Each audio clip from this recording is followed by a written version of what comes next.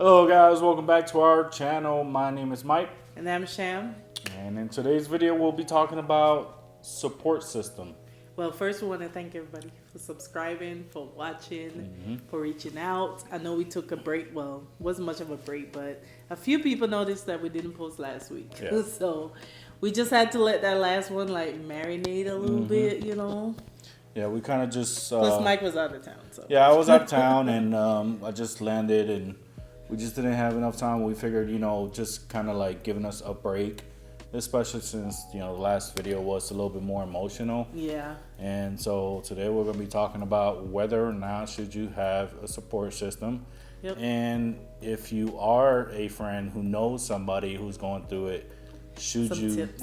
Some tips of how to actually be supportive towards that person and not be negative. So, if you want to see what we're talking about, make sure you stay tuned. Keep on watching. Let's get into it. So the first question is, should you tell anyone? So I know a lot of people might be struggling, like, okay, do I even want to tell anyone? Because it's already like, I feel like there's a little bit of embarrassment linked to infertility. Like you feel embarrassed, like something is wrong with you. Should you even tell anyone? I don't remember exactly how many people we told, like, right away. I know we waited a little bit. Some people, like even my mom, didn't know, like we mentioned in the other video. She didn't know till after the egg retrieval. So it wasn't like a lot. whole lot of people. No, we didn't. one or two we didn't, persons. Like I've had a bad experience, and it's not the same like for like as life goes, but like when you share things, people tend to be jealous or animosity comes out of them, and then you just that negative energy comes towards your side, and you just don't want to be a part of that. You don't want them to be a part of us, like your group. Like you shouldn't be a part of that. It's kind of like sharing with others or just a couple people, not a lot of people. Yeah. As part of what we was going through, it wasn't something that we wanted to share a whole lot. Making the decision to like do IVF is already like a big decision. Yeah. So the last thing you need is someone who's gonna be judging you or talking you out of it. Like it's not an easy decision to make. It's a big sacrifice financially. It's a big risk. It's a lot of stuff attached to it, and it's just a lot mentally, physically, emotionally. So you're like, do I want to bring anybody into that? So my suggestion would be, yes, you do need a little bit of a support system, but you don't want to tell everybody. So I would pick a few people that you really trust, people that you know are going to be there. And it doesn't necessarily mean like they have to be there physically. It can just be like a phone call away, someone you can talk to, be open about the process and stuff like that. You do not want to tell people it's going to be judgmental. No. And that include family as well, family or friends. Like if you know they're going to come with a bag of, like he said, negativity, questions, like bad questions, just curious questions, like they want to know more, that's okay. But just pick a few people that you know are really going to be there for you and tell those people. So if anybody was to ever ask you like, why are you guys going through that, you know that they're already like, it's not like you should already know, but they're meant, like for me, if somebody was to come up to me and ask me, why are we going through IVF, it's already going like a negative side of judgmental. So it's like, so yeah, it's like, why are you doing that? Yeah, it's just not. It's not something you want to be a part of. It's not something you want to try to like answer, because they're not gonna understand. Like the only thing that they understand is somebody would have a intercourse relationship with somebody, and boom, they get pregnant, because they only know that way, but they don't know the other way. Or they're gonna tell you, oh, be patient, keep trying. Yeah, and they'll start telling you all kinds of myths and drink this, eat this, do that, get drunk, and you'll just no, that's bullcrap.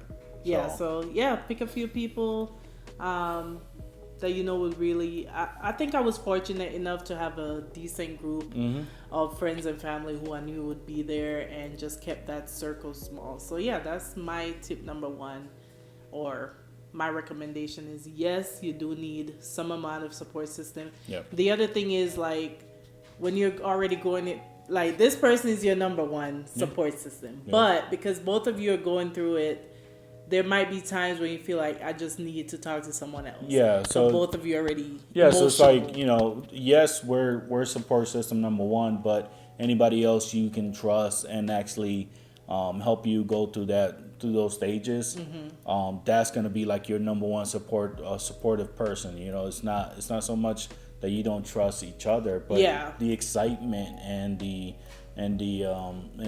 unknown is like you want to share that with somebody else so so they can help you out, go through it, like kind of calm you down to where your emotions are just all over the place. So it's just pick and choose of who you want to tell. And as you guys can see too, like in the last video, it doesn't just affect me. Like, yes, I'm the one taking the shots and doing most of the physical work, but your partner is also going through their own emotions as well. So even though it's great that we can talk to each other about it, it's still good to have outside people you can, another support group that you can talk to. All right, so tip number 2. So you have your support group, you have a few family and friends.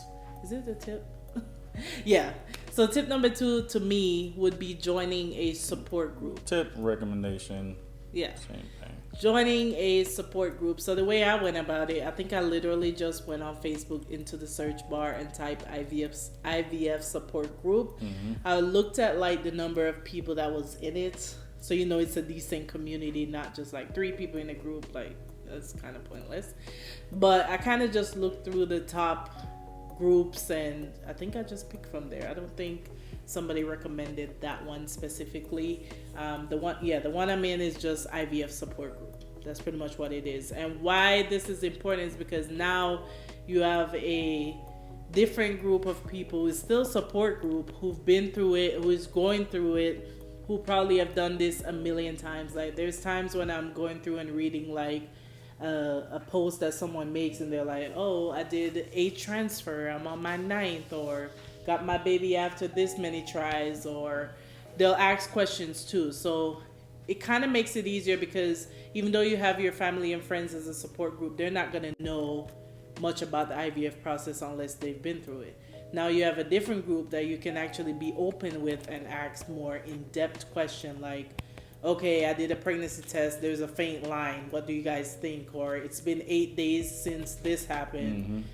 What do you guys think about this? What medication did you take? Or what vitamins do you recommend? Like, just questions about the IVF process, or share your emotions like, hey, this is how I'm feeling today. So it's pretty wide range in terms of what they post about in there, but it's usually very supportive. Or just me, sometimes even if I don't post, I'll still read what the person asked or what the person said, and see what other people commented under that, so I can kind of see what they're thinking and feeling, or what they recommend and stuff like that. So it's a lot of like, you get a good use of information out of it. For you fellas who are like curious, like, you could always try to join, you know what I mean? Those the supportive group people, or the supportive group page would help you understand more what most of the process is going through. And I was fortunate enough and lucky enough that Shamoya was able to fill me in with the things that she would ask, or she'll see something on that page and she'll share with me. So I didn't have to join. I could have joined it, but I just was. I'm not a Facebook guy. Yeah, and I know a lot of people don't recommend like the internet in general, not just with IVF, but like with information in general. Like, you have to like be careful which ones you're reading, and pretty much I just read a bunch of different articles. You just like, it's just like anything else, you're just gonna read and learn and just kind of like take pieces of it and like go with what you think is right. It's not you're just gonna read everything and believe it, because it gives you a guide. For us, the whole French fries thing didn't work. The whole I mean, I'm not saying that it doesn't. I'm not saying that at all. But it didn't hurt to try it. Yeah, so that's what we're trying to say. It's like, don't sit there and read everything and be like, oh my God, this is, believe everything. Don't believe everything. Just read and just take pieces. You have to be smart with just gathering information. That's all it is. It's all about researching. It's just don't sit there and research everything in the book and then just cram everything. Because some people may say one thing on one side and then the other is going to say something else. And it's going to contradict with each other. And you're going to be like, you're going to be confused. So just be a sponge, soak everything in. Yeah. And I like using YouTube because I feel like YouTube, most time it's someone who's going through it, been through it. They're sharing their experience. And again, it's their experience. I've followed people who the IVF worked the first time. Like I've followed people that it failed a couple times and it worked. So you see a different side and you get different people's opinion and what they think worked and what didn't work. And everybody's body is different at the end of the day. And doesn't mean because it worked for you, it's going to work for someone else. So you have to be able to pretty much know and understand it. And one more thing in regards to like the support group that I would say, there's going to be times when you also don't want to see any post in that group. Yeah. Especially after it failed. Yeah, like after it failed, I don't want to go in there and see your pregnancy test that worked. You're going to feel that way because we're all human beings and it's natural to feel that way, but just to take a break. Yeah, just don't sit there and be like just don't discourage yourself from trying again or, trying different ways just or trying to taking figure a break, different things out. Basically, most of Facebook stuff now, you can mute it for a certain amount of days, 30 days. You can just kind of silence the notifications and stuff. So if you want the information, you can still go back and like read up and catch up on what's going on. But take time for yourself as well if you feel like you need that time away from a group. Another example is like with the YouTube.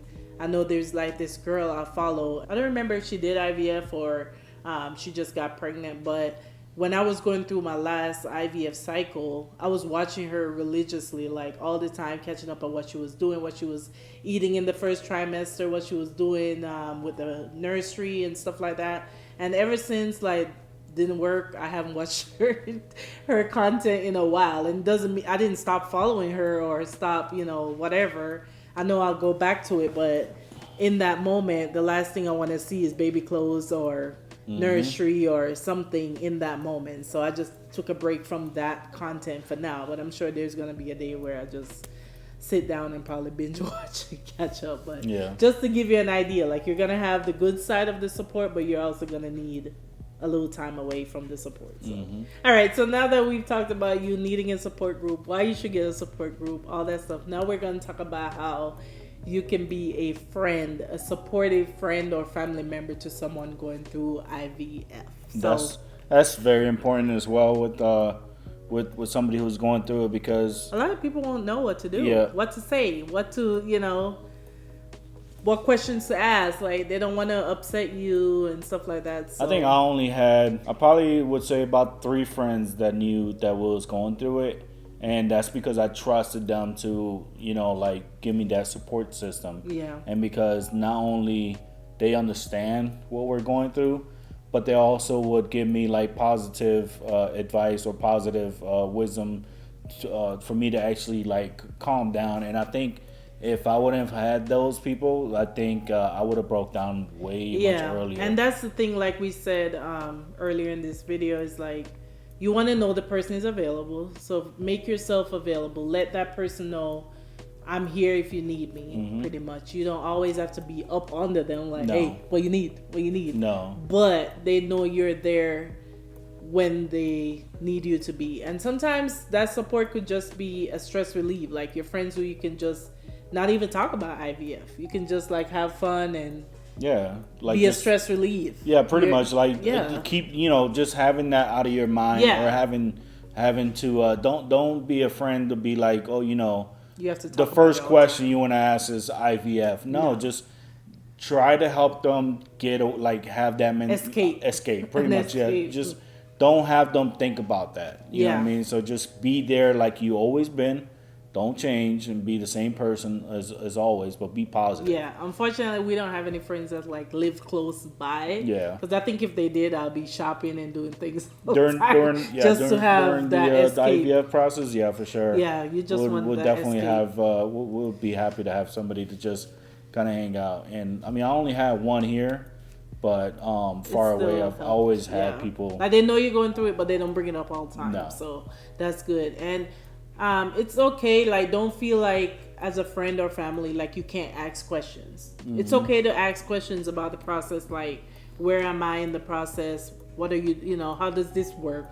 Why you take this medication? Like different things like that. It's okay to ask questions as long as you're not asking it in a judgmental way, or you're just asking because you genuinely don't know how it works. Yeah, just don't ask it so like in a hey, judgmental way. Like if you're like, hey, so how do they put the egg and the sperm together, and we explain it to you, that's okay. But if somebody's just gonna say it in a sarcastic way or in a mean way or just like question everything, why do they have to do that? Like, instead of just saying, hey, how does this work, or why do you take that medication? To me, that so it's you should already know who's in your inner circle, like who you know, like you've been with them for so long, you've been friends with them, or your family member, you're that close to them, and you understand them, and you feel like it's okay for you to share. Yeah, just share.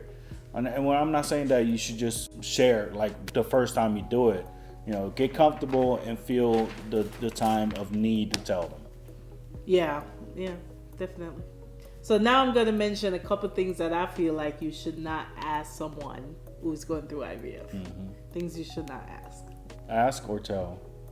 Ask, tell. I have like 3 here.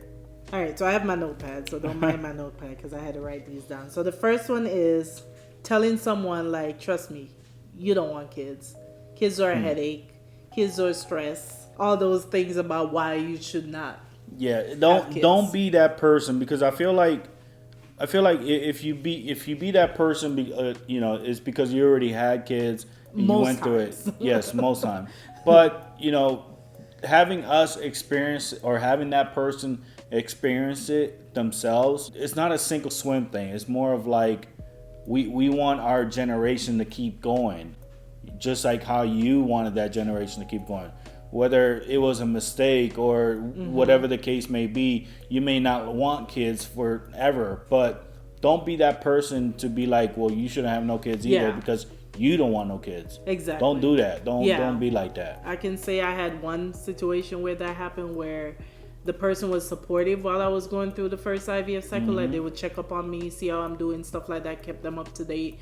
But then after it failed, and having a conversation way later on, they were like, actually, I don't know why you did it, why you had to do it, blah, blah, blah. And this person pretty much did exactly that, telling me why I don't want kids. And that was definitely like hurtful, because looking at it, I'm like, okay, you have your child, and it don't matter like how much headache that child brings to you. At the end of the day, that child is your best friend, your world. Like, I'm sure you would do anything for that child, and you wouldn't change it for the world. Maybe you didn't feel like you want, like Mike said, you didn't want to have kids in the beginning, but you had that child or those kids, and now that you would do anything for your child. It's just, so don't be like, you shouldn't do it. Don't tell us that. It's just the moment, It's like, for us, it's just all about having that moment to experience what others have already experienced. It's not like we just want to try it. No, it's like not. It's not like that. We know. We agreed kids. Before we got married. We knew we wanted kids. So it's not something that was like, oh, one of us was like, no, we don't want kids.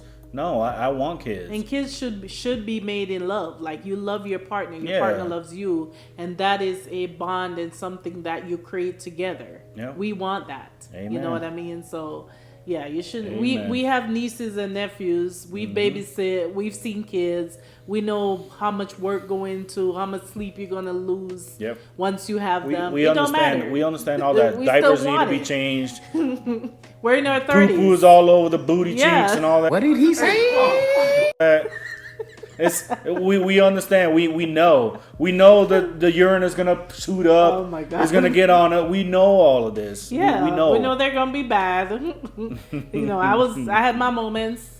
I'm sure Mike had his moments as a child. Have. So we know all that stuff, and we still want it. So don't sit there and tell someone who's trying their hardest to have a child not to. Plus, is for them, they may need, like me. I need to build that patience, so I need something to help me, because this one doesn't really help. But with your patience, what? That's something you got to work on yourself. Yeah, so one thing I did write down here, I put, don't make your blessing seem like a curse. Yeah. And that's pretty much what it is. That child is your blessing. Yep. and kids are a gift from God, and it's a blessing. And you see how much a female whatever go God through. you believe in, child is a blessing. It's a blessing. As you can see, we're struggling. A lot of people didn't have any kids and all those stuff. So it's a blessing. So don't make it seem like your blessing is all that bad, because we know you wouldn't change it for the world. Exactly. The second thing that I would say not to say is just recommending other things, like Other just options. adopt. Yeah, just Like, we're not against certain things like that. Like, have you thought about fostering? Have you thought about adoption? But I feel like while you're going through the IVF, you don't want to think about that. To me, that's my last resort. That's something I'll think about later. yeah, So and we're still young. Yeah. It's like, it's not that we don't want to adopt. It's not that we don't want to foster, but fostering and adopting they all take money, just the same. They all take a process, all take money. Yeah, and it's not easy. It's not. It won't be easy. Like, and I'm not saying that it will be a different feeling. I'm sure having a little one running around here would probably be more enjoyable, like something that's living around here other than our cat and a freaking dog.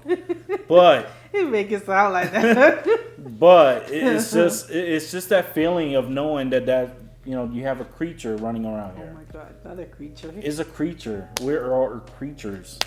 We're all creatures. It's a different thing, I'm sure, to have half a Mike and half of me create a little human. Or a whole not me. A creature. Or a whole me and just 1% of her, running around here. Whatever. We know it was made by us. I'm sure that's a whole different feeling. So I'm sure adoption, all that stuff, who knows what will happen in the future. But don't just come out and say, just adopt. No. You can ask if we've thought about it, but be careful how you bring up certain topics. For sure. While the person is going through it. That person may still be young. Yeah. They may still just be in the early 30s. And just not there yet. Mid-30s. They still have time. Time frame. Mindset. They're just not in that mindset yet. Mm-hmm. So the third thing I would say not to say is telling someone, stop stressing. It will work eventually. Yeah. And Mike kind of touched on that already with the drinking and the this. We've heard that so much since we were just married. So so it's 22. We're 32. 10 years later. Everybody talking about, I got drunk and I had my kid at 41. Okay. I don't want to hear that. I don't care. It's not gonna work. It doesn't matter. It's like it's funny because she went through a thing for her job and pretty much she drank. And they told her the reason why she wasn't intoxicated is because of her metabolism. Our what?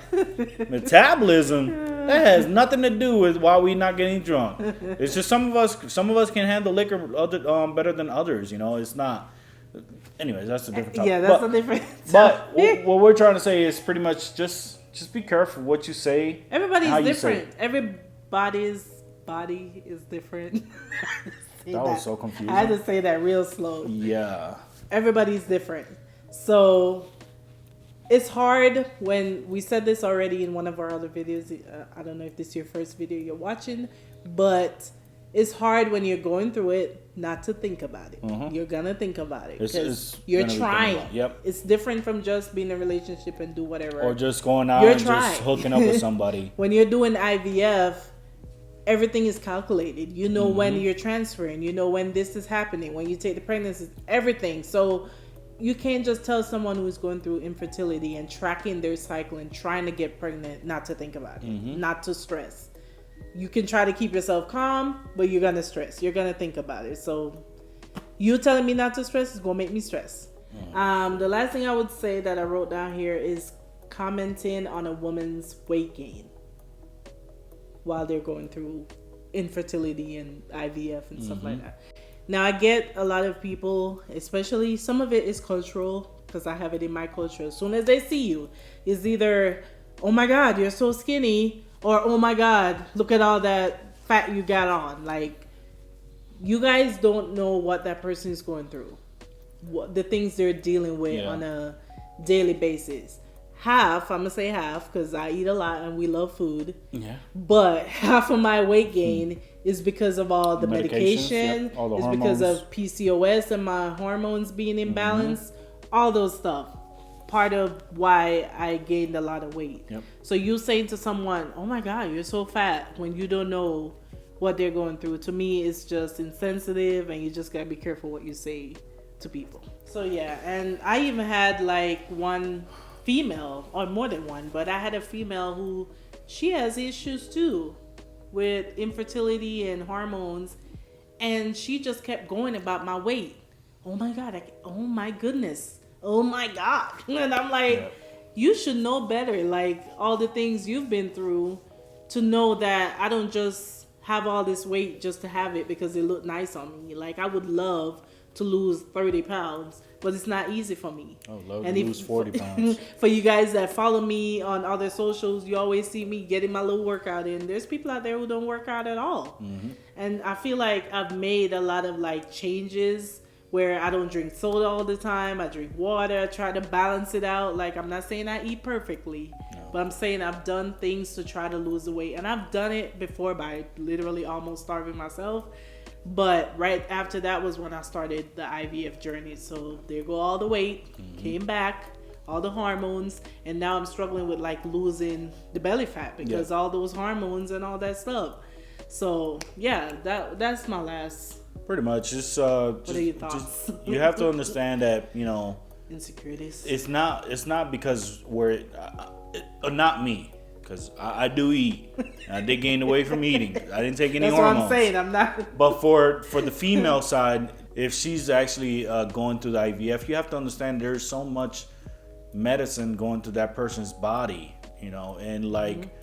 They'll end up blowing up one way or another. It's just not. And you're already dealing with the insecurity. Like, you don't have to tell me I'm fat. Like, it's I know the same thing. Like what I'm struggling with. If somebody was to get pregnant and they were skinny, like most of the time, if they're skinny, they're probably gonna stay skinny for the first pregnancy. But anything after that, it's like they start to blow up because their bodies are going through cravings. They're going through changes. And the hormones are all kicking in and they're just raging inside, and you just want to release it in one way. And some of us only know how to do it one way, and that's eating. I'm just saying, I don't like to eat. But yeah, you don't know what a person is going through. I try to be what is that word? Confident person all the time. But Mike knows, and some of my friends know, like I struggle with my weight, and it makes me insecure at times. So the last thing I need while I'm going through what I'm going through is for someone to point out that I gain weight. I know. I see it every day. I look at it in the mirror in the mornings, and I know. So yeah, just be sensitive towards certain things because you don't know what a person is going through, and that goes for male or female. But just be sensitive. It's even harder going through it. Like I remember when that one actor lost all the weight, and people were just literally making fun of him, and then he died from cancer. And then they're like, "Oh, the guy from Black Panther." Yeah, it's like, "Oh, we didn't know he was going through that." How about just be sensitive to certain things, you know?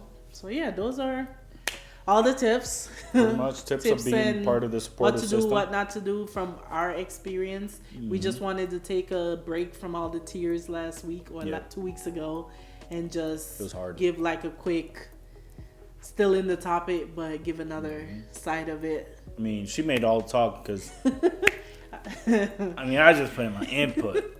Well, your input is appreciated, but I figured these are things I've seen and would recommend from my experience. So hope you guys enjoyed. We did take a break, and we apologize. It was 1 week. They probably didn't even miss us. I'm pretty sure they did. Somebody was threatening us that they were going to unsubscribe because we didn't post a week before that took 1 like week. 3 days. I was like, wait a minute, you didn't post. Yeah, like you waited 3 days to realize that you crazy. So, you know. That's our loyal subscriber. Yep, been there is. through the process Yep. and now through our videos. So we appreciate it. For sure. So if you guys did like the video, leave us a like. You're not doing your thumbs out there. Leave us a like. Subscribe down below. Please comment. Ask questions. We would love to do a Q&A. Don't go in our instant messenger or in our inboxes letting us know about how you felt about the video. Comment down below. It would help us. Yeah. and it'll help others, because if you're YouTube. thinking it, I'm sure somebody else is thinking it. And if somebody else is thinking it, then they can come to our video and see the comment and see our video. And we would love to do a Q&A. We do. About the process, whatever questions you have about what I did, medications, process, anything, finances a little bit. You know, we can answer some questions. So if you have some questions, leave it down below so we can start putting down below. a Q&A video together. Please leave it down below. No matter what it is, just leave it down below. Yep. We can't stress enough. Just leave it down below. Down below, low. Down below, low.